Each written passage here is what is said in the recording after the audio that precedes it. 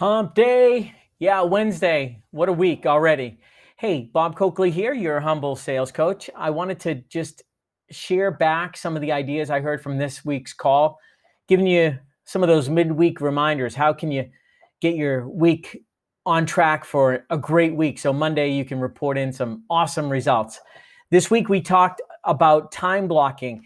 There's so many things to do, and some of you are not able to see as many salons as you'd like because they're closed. We're all in different situations, but a great way to accomplish even more and be more deliberate is block out times. Make appointments for yourself to do certain things.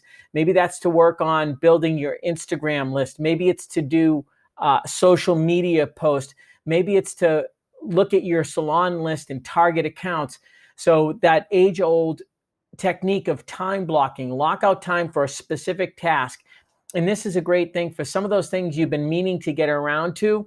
So if you have some extra time, so try to look at some very specific time blocking that you can do. Number two, we talked about bringing your A game. This week, many of you shared some new opportunities you have, whether it's a new color door or just a new door overall. One of the things I asked is, what's your confidence level that you're going to close that this week? Is it 1, I have no idea, it's going to be a total crapshoot, or a 10, I bet the house on it? And if you came in at a 7 or an 8, I just challenge you to think, what can you do to take that 7 to an 8, or the 8 to a 9, or a 9 to a 10? And we all have so much experience. Sometimes that can be what kind of hurts us. So let's not wing any opportunity. If you have an ability to close a deal, big or small, think about it. Give yourself a confidence score. I am going to nail this. And if you're not 100% sure, take 5 or 10 minutes and strategize. What can you do that can close that gap so you're more likely to get the sale? And we have to anticipate some of the things that might happen, what might be going on in their life. So let's talk about that this week. Samples. We all do this. And this is something that came up in our calls this week as well, is if you provide a sample to someone, you might take it a step further to help accelerate or close that buying cycle. Ask them, hey, who's a client you're going to be servicing in the next couple of days that you can sample that on? Or is this something you can try? This comes into play with the new hair extensions. So getting it in people's hair or their hairs to try it out. And we've heard some different feedback there, but the best way is let's get out there and sample it and ask for feedback. You might even ask, hey, after you do that service with the client, send me a text right away. It creates more urgency and it might help accelerate that sales cycle. This phrase came from Julie. Hey, will you be in the salon? A subtle difference. People in California, believe it or not, can't open yet.